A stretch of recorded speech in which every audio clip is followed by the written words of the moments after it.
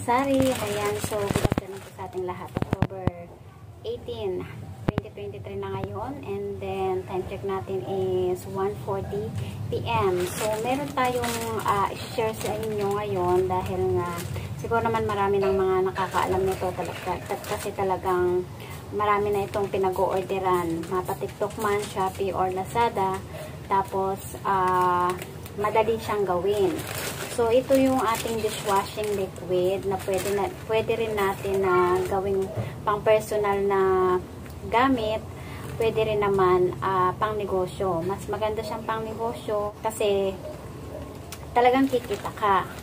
Kaya lang, dito naman sa aming location, sa aking location ng aking tindahan, so, hindi naman talaga fast moving ang mga dishwashing liquid. So, kadalasan lang naman ang mga tao kasi dito sa amin ay gumagamit ng Smart. So, in-order ko lang talaga ito. Ito kasi dumating siya guys sa, in-order ko ito sa TikTok. Dumating siya siguro mga Sunday yata yun, no? Saturday. So, hindi ko siya agad na nabuksan kasi nga napaka-busy natin. So, dapat kahapon gagawin ko sana siya. So, gusto ko rin kasi siyang ma-share sa inyo, ma-vlog. So, kaya ngayon tayo nagkaroon ng time, isisingit lang natin sa oras natin para ma-share ko sa inyo ito. So, bubuksan lang natin ang ating order through TikTok na ating dishwashing liquid. So, umorder din nga ako nito para nga sana dun sa anak ko. Kasi yung anak ko is gumagamit ng dishwashing liquid para sa kanyang paglilinis ng motor. So, bali ito is binayaran naman niya sa akin. Kaya, 'di ba? Ang kagandahan nga kasi nito, yun nga yung sabi ko is mas maganda siya talagang pang negosyo. Kaya para sa mga gustong kumita, so pwede ninyong gayahin ito. So, i-share ko rin sa inyo kung paano siya gawin. So, nagnegosyo na dati ako nito at nakagawa na rin ako nito ng 2 beses. Noong ako'y nagtatrabaho pa doon sa previous job ko kasi nagpapa-order ako. So, bali pang 3rd time ko lang itong gagawin. Ayan, 'di ba? Kasi napakalaki talaga ng tipid nito, guys.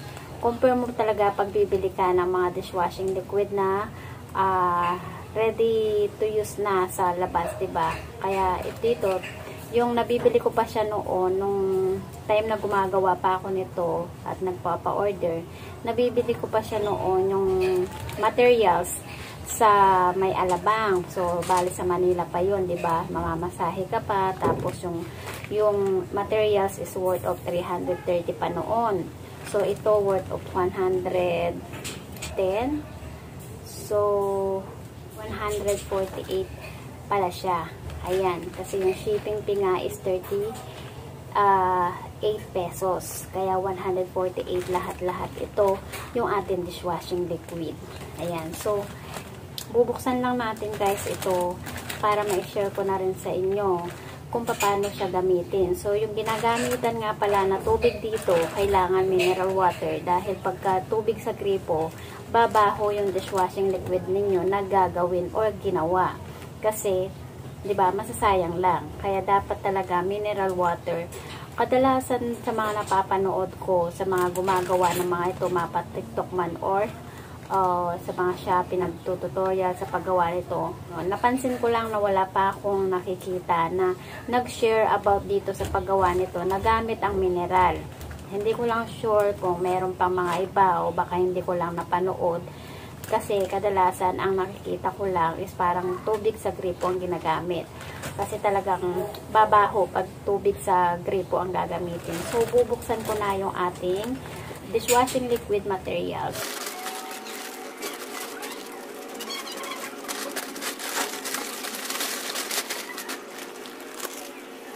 Ng ating loob ng plastic. Ayan, nakabox talaga siya. Kaya talagang pag dumating siya sa'yo, safe na safe siya. Hindi talaga matatapon. Hindi mabubutas yung items. So, ito. Tapos, meron pa siyang pa-resibo si seller. Ayan. So, first time ko talaga itong in-order sa TikTok, yung dishwashing liquid. So, kadalasan kasi pag may mga order ako na gustuhan ko, kadalasan sa mga umu-order man ako through online is sa TikTok na ako. Bihira ako sa mga Shopee at saka Lazada. Yan. Yung ating dishwashing liquid materials, Wise Cleaner ang kanyang tatak. So, meron din siya na instruction, kaya hindi kayo mag-worry at hindi kayo mahirapan sa paggawa ng inyong dishwashing liquid. Kasi Tagalog naman yung nakasulat dito sa ating instruction. Ayan, so susundan nyo lang yan para hindi kayo mahirapan. Kasi hindi sosobra at hindi kukulang doon sa tubig na ilalagay ninyo dahil pag nagkataon, magiging malabnaw ang inyong gagawin na dishwashing liquid. White bubble booster. Meron siyang thickener. Ito para siyang tawas. Tapos meron siyang surfactant. Ayan. Meron siyang decreasing agent. Ayan o. Tapos scented chelating agent with antibac fresh calamansi. O, diba? Ayan yung flavor niya. So, calamansi flavor kasi yung aking in-order. Depende rin sa inyo kung anong flavor ang gugustuhin ninyo o i-orderin ninyo. Tapos, parang ito yung kumbaga sa pagkain food color. Wala kasi siyang nakalagay na kung anong pangalan ito. Na tayo sa paggawa ng ating dishwashing liquid. Meron na tayo rito naka-ready na mineral water. Hindi pa talaga yung nabubuksan bagong-bago pa yung ating mineral water kasi naka-shield pa yung gripo niya. And then, meron tayo dito na isang balde na gagamitin para sa dishwashing liquid natin na gagawin. So, kailangan talaga natin ng may takip na balde dahil 24 hours talaga natin na hayaan natin na nakatakip yung ating gagawin na dishwashing liquid. And then, meron tayo na 1.5 na gagamitin dahil may sukat yung lalagay natin na tubig dyan sa ating gagawin na dishwashing liquid. So, 1.5 yung gamit ko pero ang nakalagay dito is 5 liters na tubig ang ilalagay dyan.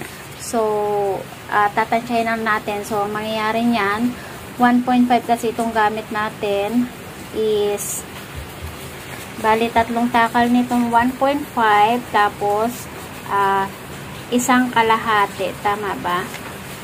Ay, hindi. Mga 1/4. Yan. Tansyahin na lang natin yung bandang huli na ilalagay natin tubig. Ayan. So, tara, mag-umpisa na tayong paggawa ng ating dishwashing liquid.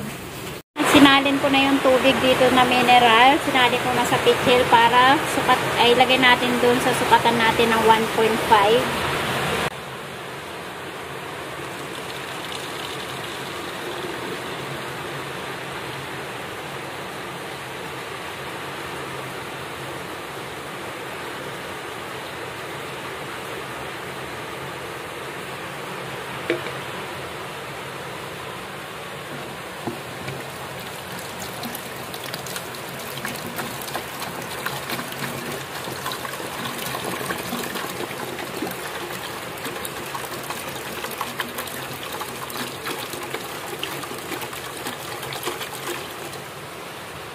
Maglagay na tayo sa ating balde ng 5 liters na tubig. Tapos, sa instruction, unahin daw ilagay itong fortified bubble booster. So, ilalagay na natin sa lahat. Ganyan. Tapos, isunod daw natin yung surfactant. So, gugupitin daw ng maliit sa dulo. Kaya, ginupit ko na siya ng maliit sa dulo. Tapos, sa pag-boost nito is dahan-dahan lang sa paikot sa dulo. Ayan. Paikot, dahan-dahan hanggang sa maubos itong ating isang balot. Dahan-dahan. Ayan. Ayan, ganyan. Basta susundin nyo lang yung procedure step by step. Hindi papalpak ang inyong gawa. Ayan.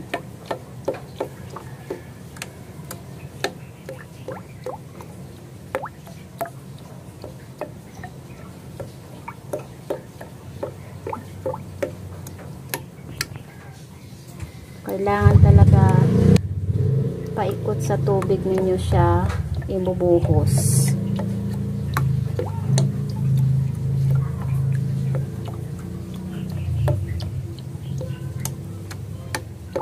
So, parang dati guys, nung gumagawa ko nito, hindi ganito yung paggawa niya.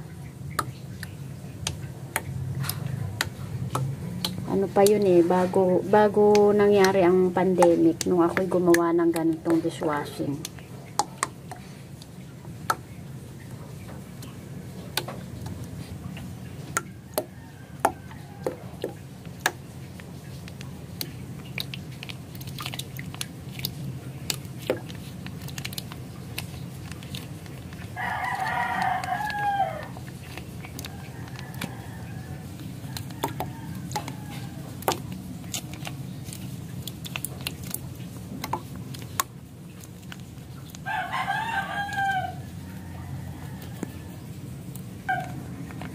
Ayan, konting-konti na lang.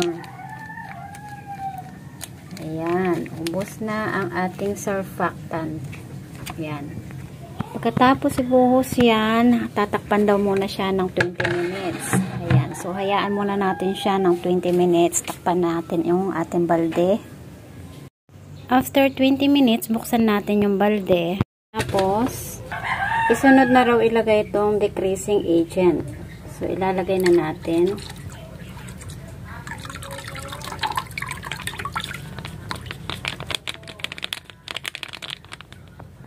Pagkatapos, isunod na itong scented chelating agent with antibac, fresh calamansi. Ito yung flavor niya.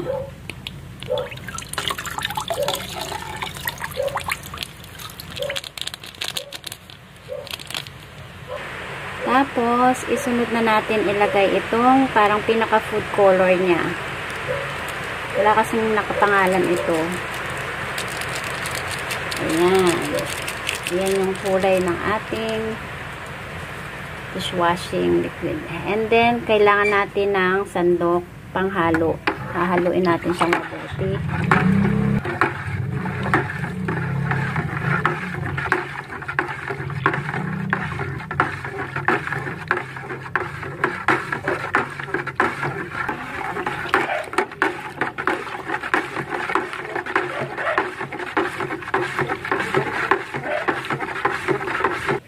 So, ayan, tapos na natin siyang haluin ng mabuti. And then, isunod na raw natin ilagay itong thickener niya. Ito yung parang tawas. Para siyang tawas or oxalic, di ba? So, ang paglalagay nito ay dahan-dahan siyang ibubuhos habang hinahalo natin yung ating dishwashing liquid na ginagawa.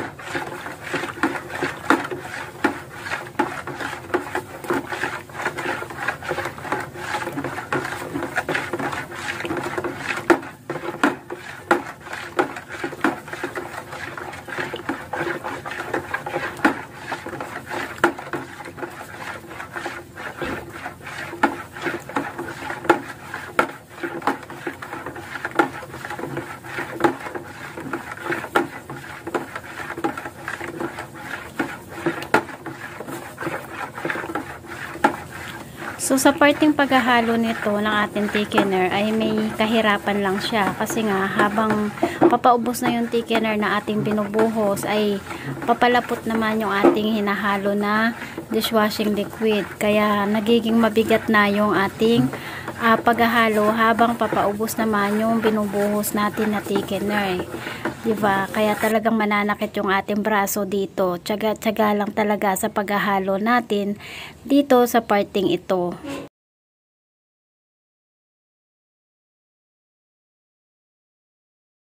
Yan, tapos na natin haluin yung ating dishwashing liquid na ilagay na natin yung thickener. So, takpan naman natin siya at hayaan natin na nakatakip ng 24 hours. Ayan. So, ibig sabihin, bukas na natin yan bubuksan ng ganitong oras. After 24 hours, ito na yung ating dishwashing liquid na nagawa kahapon. Ayan. So, pailawan natin para kitang-kita. O, diba? Perfect yung ating paggagawa ng ating dishwashing liquid. So, meron na tayong nakaredy doon ng mga galon. Hinugasan na natin yan nung isang araw pa. Yan naman yung mga pinaglagyan natin ng mga downy na binili natin na per gallon. Buti na lang hindi natin na itapon, diba? At least magagamit natin sa ating dishwashing liquid. So, meron tayo dito ng mga bote naman ng mga mismo, tsaka yung mga sito natin na bote. So, para lang sa mga gustong magnegosyo, so pwede rin ninyong gamitin yung mga bote na yan para sa inyong negosyo. So, kaysa naman umorder pa kayo through online or bumili pa kayo ng mga bote ng mga mineral para lang pansalin o paglagyan ng mga dishwashing liquid na ginagawa ninyo. So, ang bentahan ko niyang, dati kasi gumawa na rin ako ng dishwashing liquid. So, dyan ko siya sinalin. Ang bentahan ko ng mga mismo 20 pesos. Compare mo sa palengke, 25 pesos ang bentahan nila. So, tapos yung sito naman is 15 pesos. Mura rin yan compare mo sa palengke. Kasi yung sito nila doon is 20 pesos. Mas mura siya sa akin ng 5 pesos. Ayan, diba? May kita na rin kayo dyan. So, at least, kahit pa paano, hindi na kayo bibili ng bote or order through online. Maglilinisin nyo lang sila. Ayun, diba? Kasi yung mga yan, maraming tinatapon dito sa akin, mga customer ko ng mga bote na ganyan. Kaya, at least kahit pa paano napapakinabangan ko. Compare mo naman pag binenta mo siya sa kalakal, konting-konti lang ang kikitain mo dyan sa 1 kilo. So, ilalagay ko lang, ay sasalin ko doon yung ating mga dishwashing liquid, yung ating dishwashing liquid na nagawa. And then, isi-share ko sa inyo mamaya pagka naisalin na natin yung ating dishwashing liquid. Ating nagawang dishwashing liquid, ayan, hindi na siya inabot ng 2 galon. Diba? Ayan. So, hanggang dito na lang ating vlog for today. Thank you for watching and see you on my next vlog. Bye-bye!